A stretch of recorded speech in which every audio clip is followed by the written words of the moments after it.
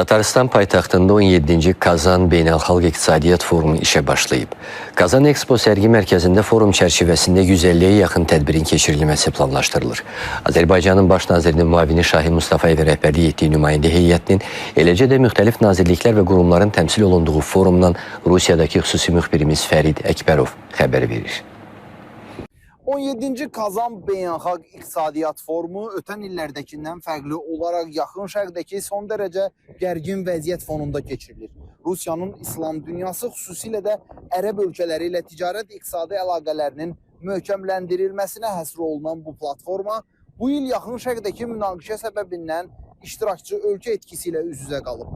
Forumun təşkilatçısı olan qurum Tataristanın İnvestisiya İnkişafı Agentliyi Yaxın Şərq münaqişəsinin Kazan Forumunun iştirakçı tərkibinə müəyyən təsir göstərdiyini etiraf edib.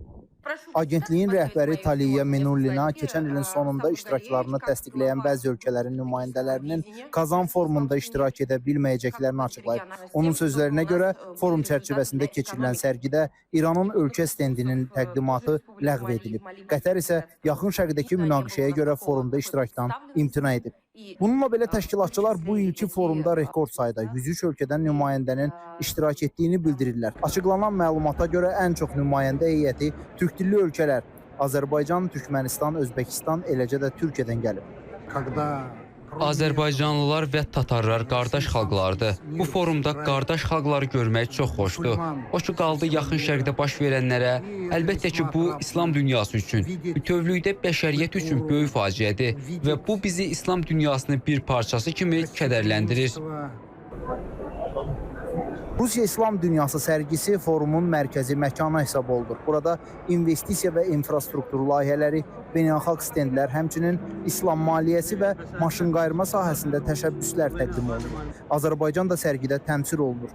Azərbaycan Baş nazirinin müavini Şahin Mustafayevin rəhbərlik etdiyi nümayəndə heyəti Azərbaycan stendi ilə tanış olur. Gördüyünüz kimi stend milli üslubda tərtib edilmişdir və məqsədimiz həmçinin də bizim milli motivləri təbliğ etməkdir. Şəbəkə motivləri olsun, xalça nümunələri olsun. Həmçinin də Made in Azərbaycan əmtəsi stenddə geniş təbliğ olunur. Qeyd etmək istəyirəm ki, stenddə 11 dənə şirkət iştirak edir və iştirakçılar sırasında təbii meyvələr, qurudulmuş meyvələr, çərəzlər, fındıq, zəfəran məhsulu, eyni zamanda konservləşdirilmiş məhsullar, qənnadı məhsullar nümayiş olunur. Forum öz işini plenar iclasla davam etdirib. Azərbaycanın Baş nazirinin müavini Şahin Mustafayev iclasda çıxış edib.